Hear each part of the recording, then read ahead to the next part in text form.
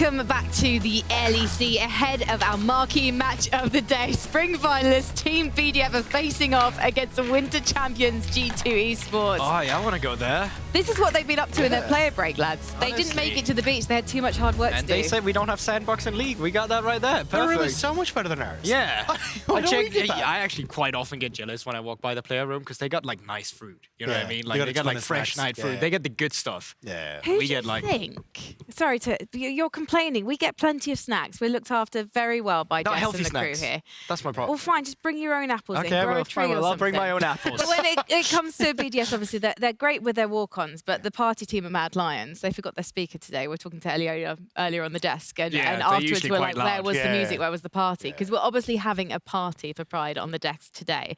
But let's talk about the party that's going to kick off in the server between BDS and G2 Esports, because this is probably the match that we thought was going to be our finals in spring, and unfortunately it was not to be because G2 spoiled that party in advance.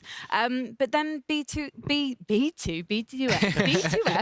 she will get there in the end. BDS, they kind of scuppered their own chances of going to MSI. I mean, really, I still thought, like, I came in on the day, I said quickly, it's going to be quick 3-0 for BDS. They're just going to take that final. They go up 2-0, and then the nerfs start hitting. It is a young roster in the end that came into this thing, and I don't think that finals broke them.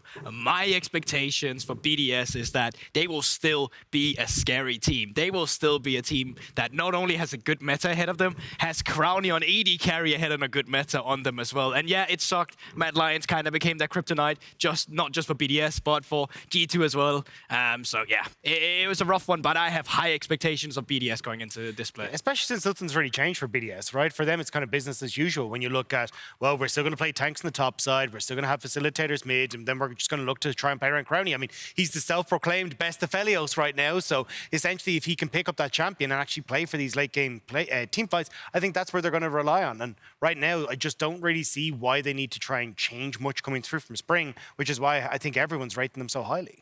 But what if they're too one-dimensional? Because everyone knows how BDS plays. They play like the current meta, and now everyone else is having to pick up this style in a sense. Yeah, I mean, I don't think that necessarily too one-dimensional. Like, obviously they played a style, but they played the right style of League of Legends when it was around as well. It was that control mage in the mid lane, it was hyper carry on AD carry, and the rest facilitating. Even Adam being able to drop resources to create plays for the team. Then when we came to an international, that playstyle showed it doesn't actually work anyway. But still, it was strong in Europe and should still be regarded as high. I think G2, though, is an interesting team to talk about as well because they brought out a lot of interesting picks earlier. Some would argue, that our meta has got even more stale now. So eyes are up on G2 in terms of what are they going to cook up. Yeah, I still think there is a little bit of flexibility there, though, especially when you look towards even across regions, right? We've seen Neela's gotten picked up. You look towards like the Kindred that we saw earlier on. You can still see up in the top side, even people are cooking with like Rek'Sai top. I know BrokenBlade in particular has been playing a lot of that in solo queue. So I still think there are things that you can mess about with at the moment. And especially when you look at like Caps being the first one to bring out Nautilus mid at MSI, I definitely think that these are players that are going to be looking to bring out something different. And I think that's what you really want to do against BDS. Because as you said already, BDS, yes, they are one-dimensional, but no one's really found a way to beat it, right? I felt like the game 3, 4, and 5 of finals was BDS beating themselves. So I think coming into this, it's up on G2 to see what they can do to try and break that. And I'm certainly looking towards things like a Draven in the bot lane for Hans Sama. We've already seen a huge amount of it, but even earlier today, like you can go for the Triforce, you can go for Gale Force Essence Reaver. Draven's such a strong pick and something that you have to keep your eye on here against G2. And with the Triforce, he can just deal more damage than ever before. Yeah, it's a bit disgusting. Is that something that's also going to increase his late game viability, the Triforce? I think it's still going to be the same Draven of old, where it's like, okay, do I get cash-ins? Can I actually try and get ahead in the early stages? Because yes, you can still be a menace late game, and especially if you're going for a Triforce build against like less tanky teams, I think you're going to be in a really good spot. But it is certainly still going to be a case of you still need to rely on those cash-ins and getting ahead to a certain extent. Otherwise, you just don't have that lane dominance to try and keep that snowball rolling. Well, if we're talking about Hans Sama versus Crownie, Hans is someone who can bring out anything.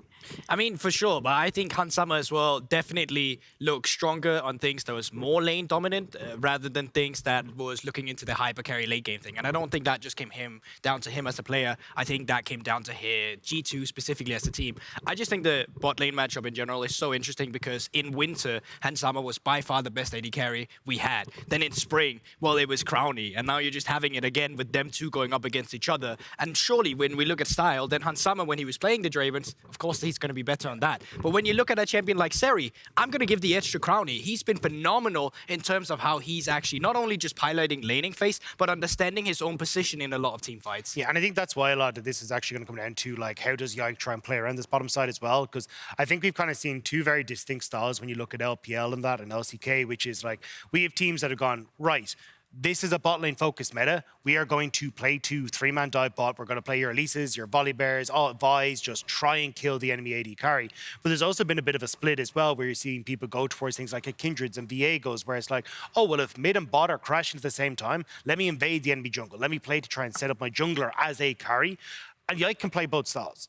But I really do think when you're playing specifically against BDS, disrupting that bot lane is so important. Disrupting the dragon stacking that we see from BDS is so important. So I expect him to try and fall back towards something that's a bit more of a facilitator and set up Hans Summer for success in beating Crownie that bot lane. Yeah, and I think even now, a lot of question marks, probably the biggest question mark coming into this one is, how is Caps going to be performing coming back now? Because he was in a slump in playoffs. He was kind of in a slump at MSI, and he's been struggling a bit lately, whereas Nuke, for majority of the split outside of the last 3 games in finals, he was playing phenomenally, and he was playing the control mages. He was doing exactly what he needed to do. He was reliable for his team, whereas the same wasn't always said with Cavs. He was reliable on certain picks, though, and that's where my biggest worry is for Nuke. It's a case of we're in a new meta, we're bringing out new champions. Nuke was very slow to adapt towards some of the champions that we started to see come in at the end One of of his best champions was Azir. Was Azir, yes, but we are still seeing a little bit of that.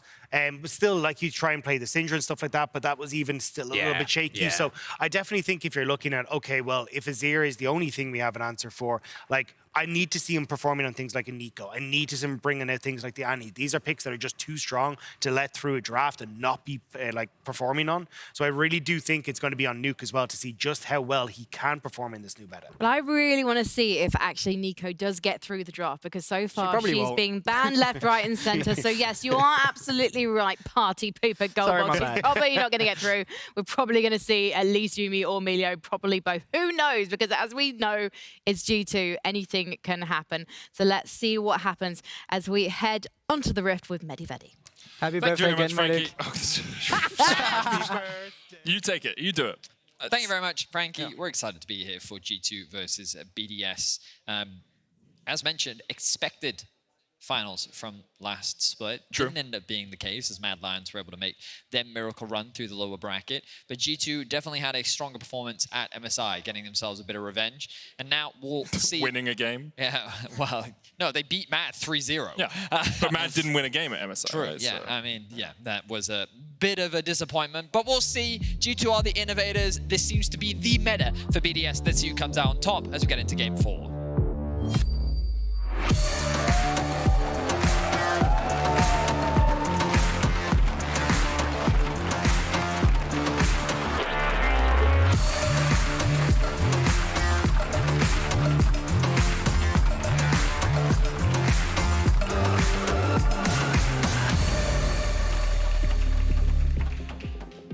Let's get into the draft and hope that we see Milio and Yumi banned away. G2 on the blue side, BDS on the red. Vi, the first pick to be removed from Sheo's jungle pool. I've seen a lot of Maokai as well. Draven as well, taken away from Hans Summer. You know, I was wondering how Europe would approach the Hans Summer Draven as Yumi's ban. Just because at MSI, he got it, and then he was beaten. And not just once, he was beaten twice. Who is he playing again? It was Gen G. Oh yeah, Gen G, the best team from Korea. Well, I mean, I'm just saying, I felt like that it was one of those things where it showed that his Draven could be defeated. But domestically, teams are still saying, you know what, no, we're good. I think there's also a slight difference between giving across in one game of best of 5 and it was 2 games. It was 2 games. It was even left open. It's true. Gen G didn't care. They literally said, pick your Draven. We'll beat it anyway. but he won't get his hands on it. We'll see if things develop for Han Summer throughout the season, but Han Summer versus Crownie is a matchup we are very excited for. What will the supports be? Because things like Rakan, Lulu, Nami all raise in priority with these taken off the board. Lucian, Nami, as we were just discussing, will be that priority for Han Summer and Mikyx. The question is now, how will BDS respond? Will we get to see the Zeri, perhaps, from Crownie, something that he was very proficient on, very comfortable on, and we saw him have strong performances on in the past? I have seen some Lucians going for Serpent's Fang into the Zeri in the bot lane. You can, of course, go Sorcerer's Boots as well if you get Lucian Nami, and you do a lot of upfront damage and can be difficult for Zeri to navigate that lane. There is the Annie that we heard the desk talking about, whether Nuke would bring it out was their main question. It's already locked in. Can, of course, still go to Labrov, but we tend to see Annie played in the mid lane these days. There's the Xayah as an answer. And because you know G2 aren't going to pick Rakan alongside a Lucian, they want the Nami. It means you can leave that Rakan for third pick as Team BDS. Yep. So you expect the Nami to come out here for G2. The question is, will they lock in jungle? Or will they lock in something else? Do they want to try and get an answer into Nuke's Annie now? Perhaps something like the Azir could be something that they consider, maybe even the Ahri. Perhaps with the Maokai up and available, it's something that they want to lock in for themselves, unless they're worried about what Sheo could have prepared. Remember that you have a big jungle advantage here because you expect the Rakan to be locked in. Yep. So why not lock in that jungle? And that's exactly what they're going to do. So Maokai grabbed for G2. And then the Rakan likely going to be rounded out here for BDS. So now you start to think about mid lane bans if you're BDS. Things like the Ahri with Nico already taken off the board. You can also think about a Jayce ban, something that is often paired up alongside the Maokai, something that we see consistently over in the LCK. The Gragas likely more directed towards that top side of the map. You don't typically expect a Gragas Maokai mid jungle duo. Not to say that it is completely off the table, but very much seems like it's directed towards the top side of the map. I agree with you there. I think Grag is just such a safe top laner, blindable as well, with Team BDS having 5th pick. My expectation is that they will save their top laner for R5. Kha'Zix removed by G2, something that Sheo has been playing a bit in solo queue over the last few weeks. A lot of junglers have, of course, been picking up the Kha'Zix with his buffs. So the question is now, do you ban away the Viego or do you ban away the Wukong? With the Poppy taken off the board, again, another directed towards top ban, it feels like. Unless Maokai top has become a thing that I didn't know about. My expectation is that you will see a Wukong or a Viego ban come out from G2, really whittle down that pool. I feel like Wukong makes more sense specifically towards Sheo. It was something that we saw him play a lot last split and he was very good at, but they're going to leave it open.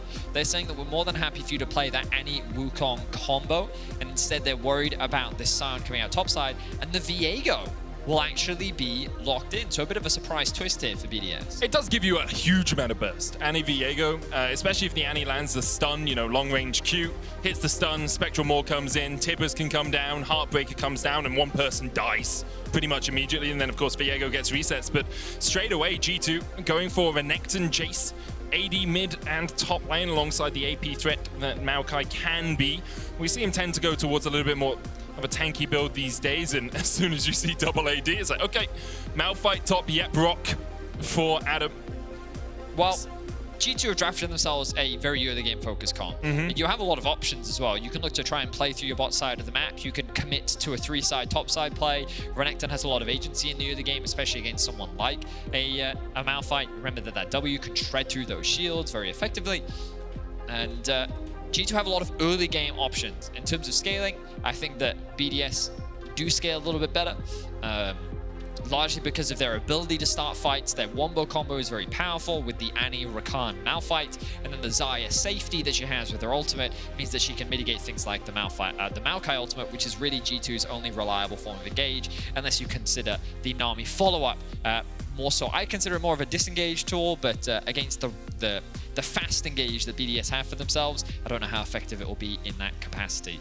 Regardless, G2 want to try and get on the board early on, and this should be no surprise. Domestically, this is typically how they played, fast and loose, towards the bot side of the map, heavy 2v2s, early game bot dives, 3 camp clear into gank, or even invade is something very common for G2, whereas BDS, they are a lot more slow, a lot more calculated, a lot more about these late game team fights where they're really able to shine.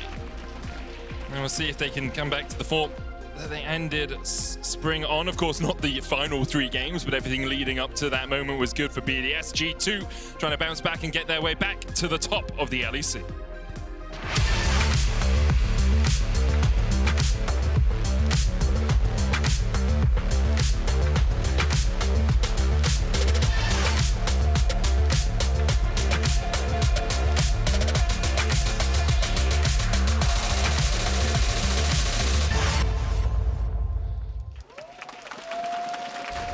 And on to Summoners if we go once again. 30 seconds until minions spawn. All of the G2 players felt it important enough to remind us of their team twice. I noticed that as well. Hey, that's G2, Mickey, to you. Nuke, Crownie, and Adam have been able to sneak in here. Mickey's going to get stunned up, Labrov. Knock-up not quite there before the flash away from Mickey, but that is a summoner burnt from BDS. They managed to navigate the alcove well enough that Mickey was unable to spot them, and the summoner goes down. You know, I was looking very quickly at all the runes, and I noticed like, oh, first strike, first strike, first strike, first strike. So I was like, oh, I heard a lot of first strikes blocking there. I wonder who's going to come out on top in the gold. Then I look at the bottom of the screen, and it's Mickey. He got the spell thief. Yeah, exactly that, right? Ago. So he was able to, I think he got all 3 procs off. Yeah, he did, 60 gold. So that's what is giving him that early game lead. So even though he did lose his flash, a small victory gained. No, worth it for the 60 gold. Yeah. Worth it. But don't be surprised to see BDS look to try and punish this early on. Flash coming in from the ball. Forward immediately onto Hans Summer. He still has a cleanse and a flash of his own. The heal comes out from Mickey. Ignite ticking as well. You can see Labrov and Crownie immediately This is what we like in the bot lane. A bit of violence to start off the game. So the problem is, Vedi, it didn't get as much damage as BDS would have liked. No, they committed 3 summoner spells, and this trade is not good for And them. so now they're just going to lose all the trades from now on. Hans Summer didn't even burn a summoner. Labrov running Hex Flash Rakan. Okay. Okay, I see you, Labrov. I mean, they get the flash out from Hans Summer. That's 3 summoner spells down. This is bot lane 2v2ing as it should be. Medic skirmishing, all-inning. Labrov with a very risky engage to try and get some control back into this lane. And now both junglers are looking at this bot lane and saying, you know what? This seems like a juicy lane to play for. But Yike has decided, no, I'm good. I'm going to path towards the top side of the map.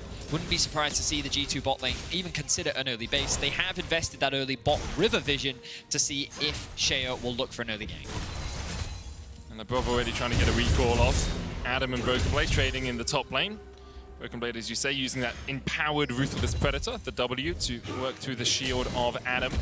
And maybe the base from Hans Summer and Mickey. They are backing away from the wave. I think Mickey is on a ward, if I remember correctly, in that tri-bush. Nuke shadowing down towards the bottom side, and in the end, Hans Summer and Mickey will stay for another little piece of action if they can find it. Trying to take their pound of flesh from Crownie and Labrov. Sheo spotted as he walks across here on the ward. Yike looking up towards the top lane. Has only done 4 camps. Skipped his blue, skipped his grump, trying to get here in time for the wave crash. Yike will tank it. Twisted Advance can drop the aggro. Yike just dies. Twisted Advance to a minion. Oh, Yike was tanking it again though because of the red buff. And in the end does have to burn the flash to get away. Very well played by Adam. He recognized that what Yike wanted to do was draw aggro and then W onto Adam to be able to then reset the tower aggro. But Adam flashed out of range, which meant that Yike, in what was a tricky situation, realized I'm going to lose my life, so W to a minion.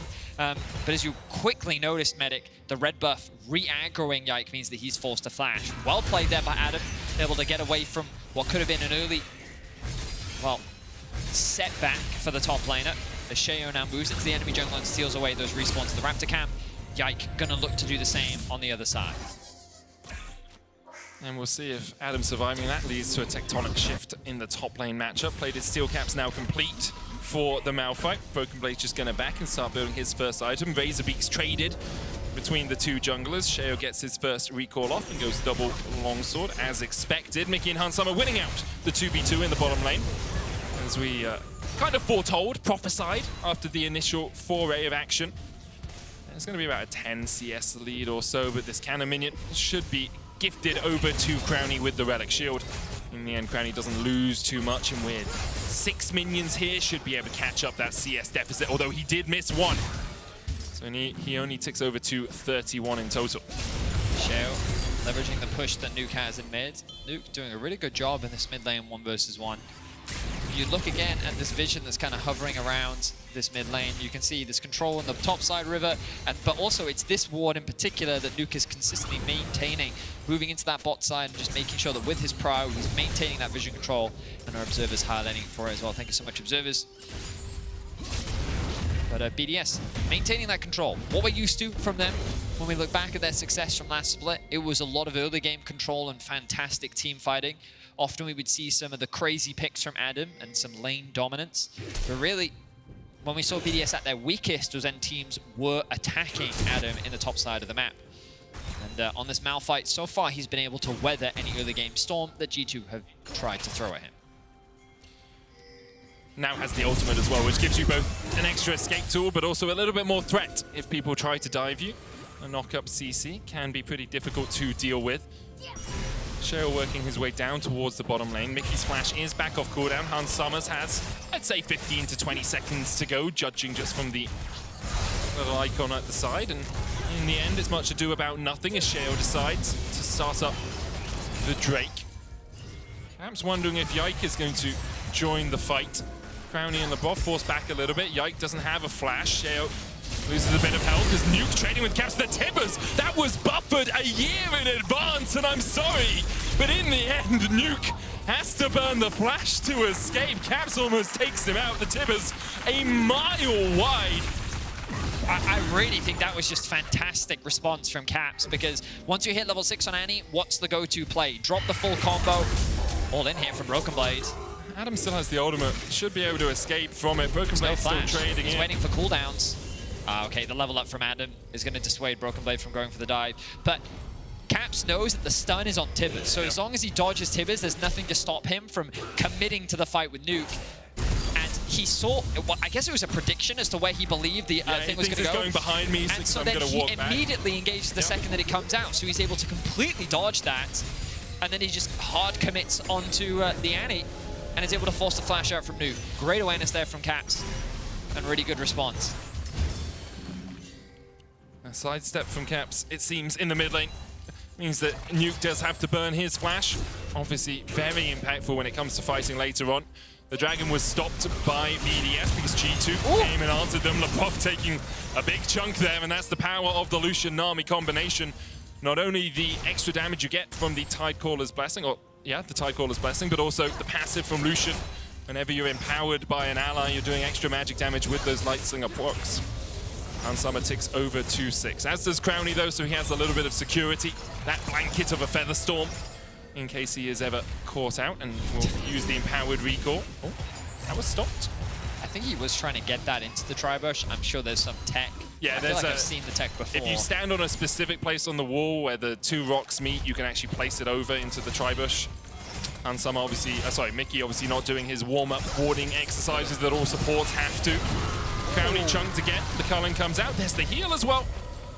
A little bit of extra safety there from BDS, who might have escaped. Of course, the threat of Hans Summer flashing forward with a Nami E on him. Oh, hello, Adam. Yike is probably not expecting to see that top laner there. BrokenBlade going to quickly push this wave in to try and get Adam to lose some farm, but this gives BrokenBlade a big window to move down into the river, maybe even start off this Herald. The bot lane push that they have means that there's risk of a dive. Well, I'd say risk of a dive. They don't really have the mana. They've secured themselves a plate. But G2 have to be aware that Labrov is out on the map right now. He's going to be making his way into mid. The Herald has been started, and Sheo is looking to respond. Labrov not going to be able to hit level 6 from any mid-minion wave. He needs about half a level. BrokenBlade does have the lead in the top lane, but the rest of BDS are going to try and match this. Yike on the Rift Herald still. Caps locked up, stunned up with a Spectral Maw as well, and will flash out early. The Nature's Grasp catches only onto one. In fact, it's two as Nuke was locked out towards the backside, but in the end, that's the Maokai ultimate down. BDS looking for a little bit more of this action. Top laners both trade. BrokenBlade is able to keep Adam away from the exchange. As you rightly said, Maokai ultimate committed, flash lost from Caps. But now Mikyx's been able to make his way up. He's hovering in the fog of war. Observers, we can see what BDS sees right now.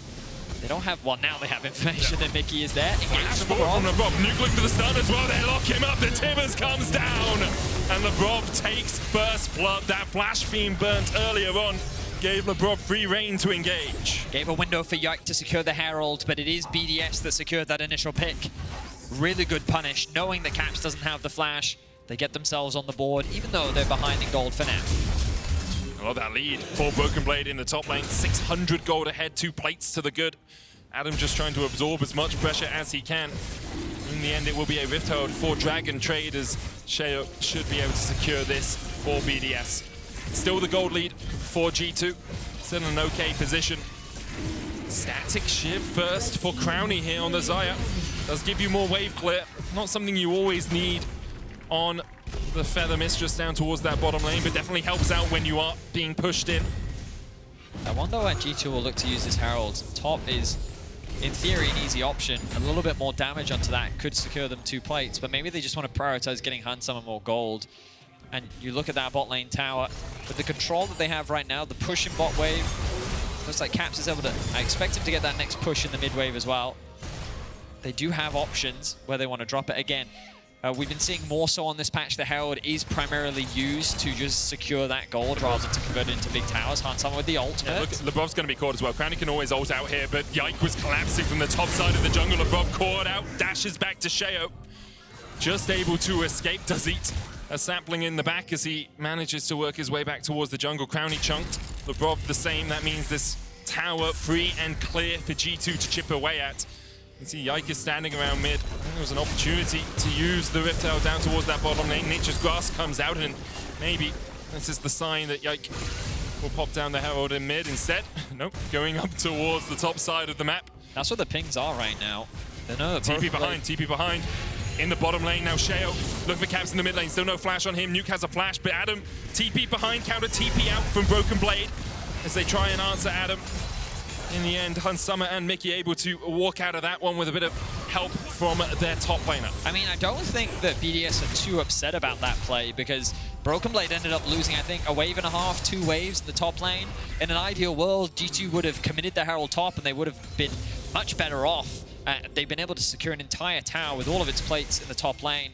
But by getting BrokenBlade to TP down bot, they eliminated that risk. And they're able to really put BrokenBlade a little bit behind. But now with the bot lane rotating up towards top, wouldn't be surprised to see that Herald invested. You can see Yike pathing that way as well. Likely Wolves Grom into then the Herald top, or maybe they'll even look to drop it earlier. I wouldn't be surprised if he just runs there immediately. The wave can be shoved in pretty quickly. Caps no flash. Nuke has one. Flashes forward. There's the Timbers knockup coming out as well with the tidal wave. Trying to answer back in Caps. Knocks Sheo back into his team. Caps will fall to Labrov. Sheo low down to 200 HP, but he's dashing, he's dodging, he's weaving his way away. And Nicky flashes forward. A bloodthirsty Nami is something we love to see. To his advance forward as well. Labrov gets the knockup into Yike. Nuke with a stopwatch, but not really too much mana. And Nicky's looking for 2. It's a double for each. The triple for Mikyx. It's a fishy fish, and his dish is delicious as Mikyx takes 3 in the mid lane. Mikyx with the triple kill on Nami. Crownie. Give it to Mikyx, give it to Mikyx. Handsome, do you dare steal this kill away? The Culling finds it. And Mikyx's Quadra is stolen by his AD carry. Handsome with a great culling is able to convert that into a kill. And G2 will find 4. Adam's had enough of this. It's sashimi for dinner, a huge shutdown. 600 gold for Adam. I've never seen you this excited to see a support that fed.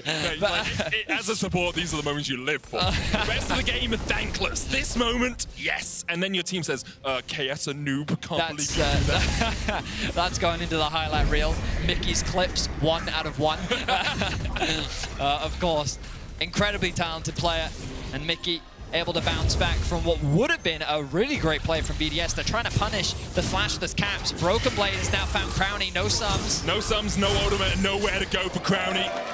Cold where he stands by BrokenBlade.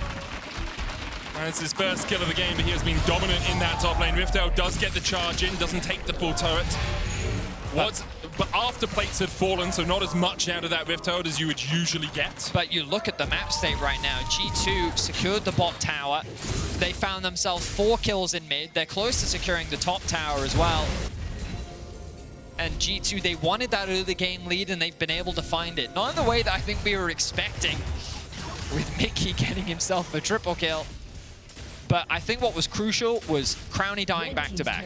Walks into mid, gets killed. Walks to bot, gets killed. That's a lot of time that you lose out on the map. Gold, experience, all of that you just don't have access to because you've got to spend it in the fountain was very detrimental to Crownie. And I think it's going to have big implications as the dragon spawns in about 17 seconds. As much as we joke around about all the kills going over to Mikyx, I don't think there's many supports I would rather have the kills go towards than a Nami when you're playing with a Lucian, because Mandate is just more AD carry power. Oh, for sure. Like the Rakan, Labrov has 3 kills as well, but he's building Shurelias, which does give you move speed, does give you a little bit, but doesn't give you as much damage as that Mandate can do. Flash forward from Labrov though, and immediately as I talk about him, he shows just why power on Rakan can be so impactful. Another kill goes down as Han Summer falls, and the Dragon up for BDS would be their second of the game if they can secure it. They're 4,000 gold in the hole though, Vedi. I mean, BDS are no strangers to finding themselves in a deficit in the early game. They made a name for themselves when it came to good macro and team fighting. And that was just a great punish once again from Labrov. Knew there was no flash or cleanse on Han Summer. They tried to get a pick onto BrokenBlade. That's not going to work out. G2 will cross map for the Herald. But BDS, well, they do find themselves still at a gold deficit. That Dragon Wing condition is definitely still an option for them. Just want to say, Hex Flash Rakan is the funniest thing I've seen in my life. Because it's like, he's such a mobile champion. The funniest thing in your life? Top 2. Top 2? What was the funniest? I can't remember, but I just don't want to say it is actually the funniest thing I've seen in my life. The funniest? Oh, hang on a second. Adam. Out there as Adam. Caught between a rock and a hard place as Caps jumps in. Unstoppable force immediately to get himself out. No. Like, nope, I'm good. No, I'm not saying no, you and your joke. Because I saw that joke. I didn't like it. I'm sorry. It's funny. Anyway, yeah, Rakan, this really agile mobile champion that, you know, swishes and whooshes and dashes around. He just stands still and then poof, just like plops somewhere else with the Do you want to know the Hex Flash. funniest video I've ever seen? Ever? Yeah, ever. Actually ever? No, legitimately. Okay, go on, it makes me laugh every time I watch it. Okay. There's this video, it starts off where he like squeezes a duck and it goes, "Horror," and then he squeezes a giant barrel of the ducks and they have like a cacophony of these screaming, squeaky ducks. You guys are hearing this too, right? It's so funny. Like you're actually hearing It this. makes It's not me like a laugh fever every dream that I'm time. having. It's like a, but imagine a cacophony of screaming, squeaky toy ducks. Ah, it's a beautiful Wait, video. do you mean like the chickens? It's like the squeaky, yeah. The like, chickens. Well, chickens, ducks, Yeah, same okay, thing. the chickens one is hilarious, but a duck, like, I thought Okay, these I were thought real they were ducks. You No, also not didn't real say ducks. toy at any Well, yeah, point. no, they said that's squeaky toy ducks. I thought this was like we're making pate, squeezing ducks. No. Wow, that took a dark turn. 18 minutes into the game, still a 5,000 gold lead for G2. 2 dragons for BDS, as we said, 3 minutes before the next one will come up. Rifthold available to G2, and they are gathering around this top side with malicious intent, it feels, as Nuke steps forward. Adam looking for a flank position, does have that unstoppable force. Labrov not really with the rest of his team right now. He was just seeing if he could spot out where BrokenBlade is, and BDS will try and defend the top tower, and G2 will decide against advancing any further. Is that the sort of noise they make? Or? No, it was way better than that. I'm not a toy duck. I'm a 2 minutes 30 until the next dragon, 1 minute 30 till Baron. Looking at the map state right now, G2, they're struggling in terms of objectives to play for. They want to keep pressing their advantage, but they're kind of moving around as a 5-man unit. Ideally, you want to split your resources up, put Caps in a side lane, put BrokenBlade, pressure this 1-3-1, get that deeper vision. They've gotten a bit of deep vision towards the top side of the map, but BDS responded with 5 in kind. They didn't really want to give G2 the avenue to kind of split them up. They wanted to keep sure that the main bulk of their forces were together. Now they have that push in bot lane, but they need to reset. They need to replenish some of that vision. You can already see Mikyx coming back out onto the map. And BDS are doing a good job of just slowing the pace of the game down. They know they're at a deficit. They know how quickly this game can... I mean, it's already out of their control to a degree, but it's not lost. It's not beyond redemption. So they just need to do what they can. They can afford to lose the next dragon. They can't afford to lose a Baron. So that's their priority. And you can see they've got these little wards. I say little wards, they're the same size wards, but these wards behind the Baron pit, which still gives them information and opportunity that if G2 decide to force it, both Nuke and Adam can TP in behind and offer some sort of resistance. Crownie. Oh, Mikyx looking for another kill. couldn't quite land the Aqua Prism. Of course, if you just burn the Featherstorm because Crownie thinks there's someone following up, it can be very powerful. Adam already has the Sunfire cape complete, and you can see BrokenBlade struggling to work his way through him. Rifthold goes down. Wave cleared out by Adam. I don't think this Rifthold will be killed before it gets the charge in. It may, though. It does manage to charge it. And just chip away at that tier 2. 45 seconds, though, Vedi, on the Infernal. Drake would be the third of the game for BDS, and I have to expect that's where we'll see G2 draw some battle lines. But I don't think BDS will want to fight. I kind of look at their itemization, and they're still off a couple of spikes. Like, the fact that Crownie doesn't have that second item yet completed. The first item, Static Shiv, sure, like, it's okay. But you ideally want that second item before you're really confident in terms of fighting Annie as well. So I think that they're still missing a few items that maybe it's not worth the risk. Instead, they can look to try and cross-map, maybe unlock that mid-tower, maybe even trade it for a top tier 1. They already have 2 Drakes, so they don't need to be worried about G2 going for soul or anything.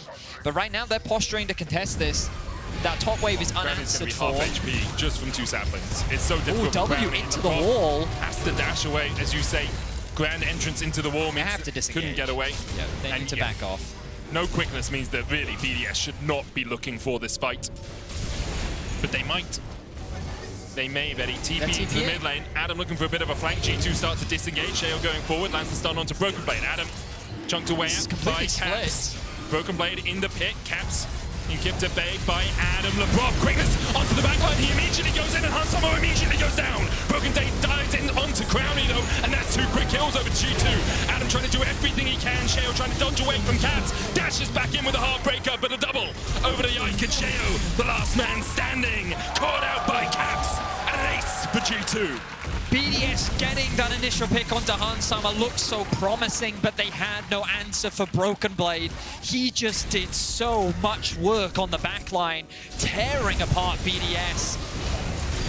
That the top jungle duo for G2, they're able to decimate the fight. They kill all 5 members and they'll convert it into a Baron. And we'll keep your eyes on Hansomo here. The flank from Labrov is good. They're able to just lock down Hansomo and execute him right off the bat. But then turn your attention to BrokenBlade. So here comes that engage. Flash, knocker, Nuke goes in with the flash as well. But look at BrokenBlade here. Sees the Crownie's left completely unattended. The ultimate's already been used. Adam offers no appeal whatsoever. And it's just target after target for BrokenBlade and Yike because they just tear apart BDS. Part of it is that, you know, Crownie using the Featherstorm to dodge the tidal wave means that BrokenBlade knows he doesn't have that escape tool, knows that he can't get away. Adam tries to do something on the back of the fight, but misses the ultimate because G2 are stepping forward, because G2 are advancing, and now G2 are 8,000 gold ahead with a Baron for the next 2.5 minutes, Vedi. Yeah, and in my opinion, it comes back to this question of did they need to fight that Drake, right? Like, with a lot of outer towers still up and available for them, they could have just cross-mapped it for the top tier 1. Maybe they could have even committed for the tier 1 in the mid lane.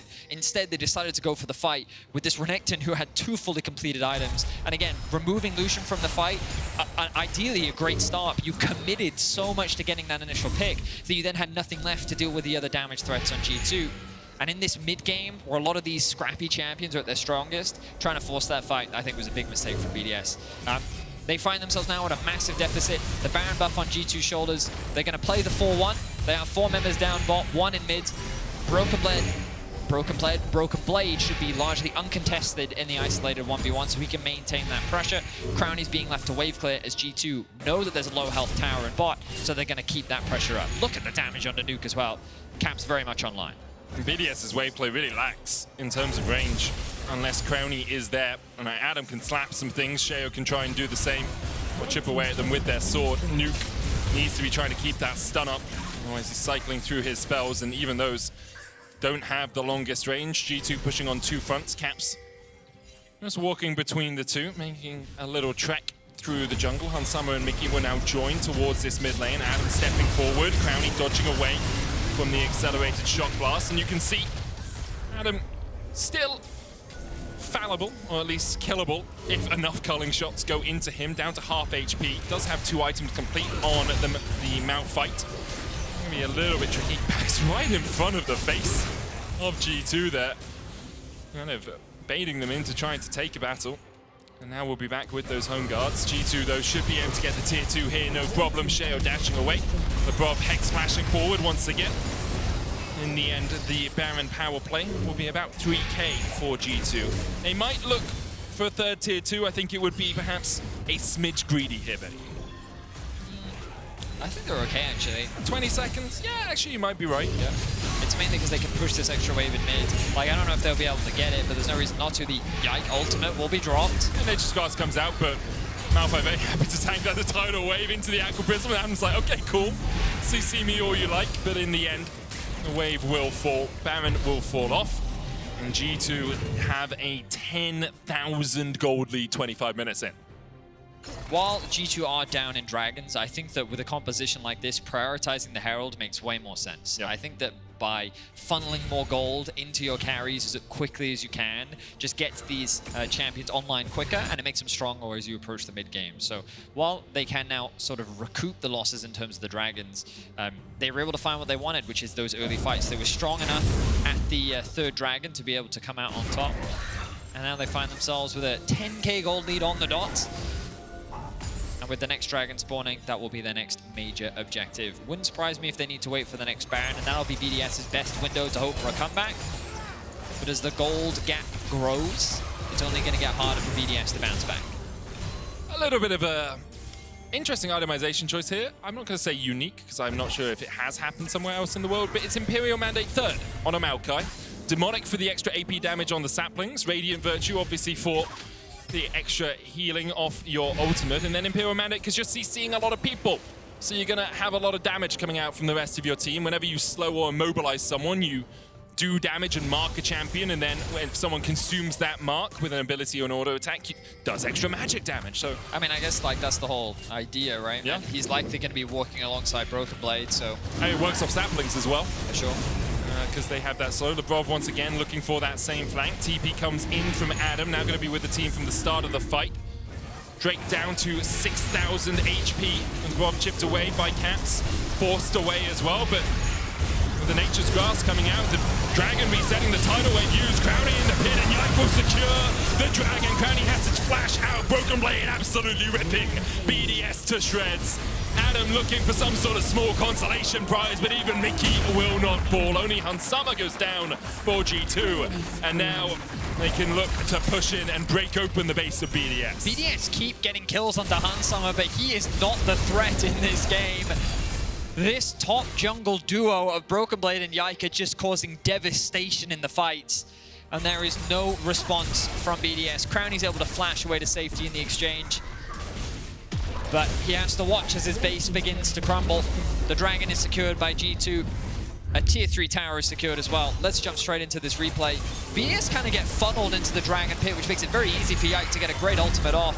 You can see landing onto 2, forces the ultimate out from Crownie very early on. BrokenBlade sees his window, flash commits onto Crownie.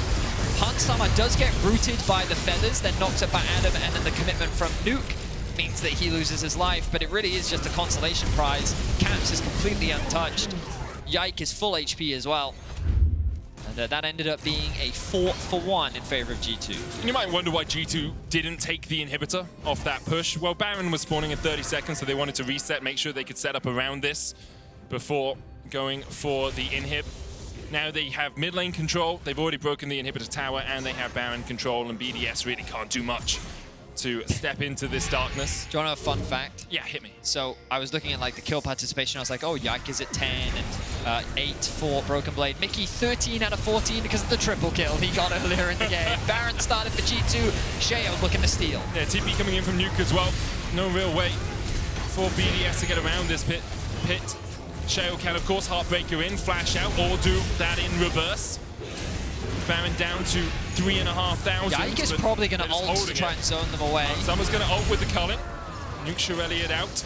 Still 3,000 HP on this. The Sapling's doing quite a lot of work. BrokenBlade can dash across the pit. Caps coming in. And Nuke forced away. No TP on him, remember. There's the ult. Nature's Grasp. Unstoppable force goes in. The root, the Heartbreaker. But BrokenBlade secures the Baron in the midst of it all. Sheo forced away. The chase forward from Hansama and Caps. And you have to feel this is the icing on the cake for G2.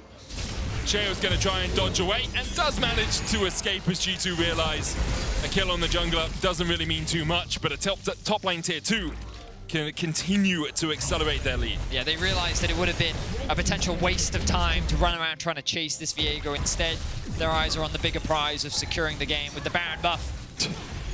I just saw Mikyx has a Medjayce. 13 That he stacks on it, does. yep. Oh, he got those kills, man. It's He's a the carry now. battlefish, man. These sharks have lasers on their foreheads. That they do. Let's see if Mikyx can point them in the right direction. So far, he has. They will choose to disengage. G2 taking their time, so we will get a replay here.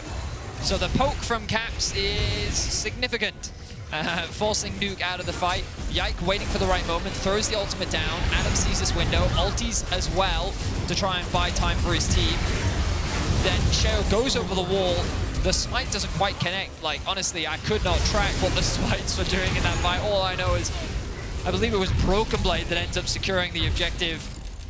But it was a close one for sure. G2 could have very well lost that. It was still a gamble. I think BDS did a good job to even get into the pit at all. But that fight was not going to go the way that BDS wanted regardless. G2 now very empowered, very emboldened to push into this bot tier 3 and look to end the game. Can you do me a favor, Vedi, and just have a look at how much that Imperial Mandate on Yike has done? I'm sure there'll be a lot of people thinking about it. 1,000 bonus damage. An extra 1,000 damage. And it's 2,268 for the Nami. I mean, that's pretty impactful. You do have a lot of CC in your kit and slows as the Maokai stun's gonna land here onto BrokenBlade. He turns back onto Adam and he absolutely melts. All that extra magic damage coming to the fore for G2. Hansama dashing over the root, lands on 3. And BDS are routed in their base. A stun as well connects on Crownie. And only Sheo can stand and watch as G2 wipe away the third inhibitor. Yike on the front line. And he zaps some magic, pops a stopwatch, it's okay. As G2 start off with winning ways here in summer. Very clean game overall from G2. The team fighting was good. And it was really, I mean, no joke, when Mikyx got the triple kill is where we saw G2 kind of blowing the game open. They already secured the tower in bot lane. Off the back of that, Crownie was killed in mid, immediately then killed in bot lane too. It then unlocked the top tower and the mid tower, and G2 just off the back of that controlled the entire game. G2 didn't drop a tower, they only lost those early dragons. They didn't concede a herald either. Just sheer dominance from G2 with a very early game driven comp. And just goes to show that while scaling and a bot side focused meta definitely seems to be what the rest of the world is playing, you can't just concede everything.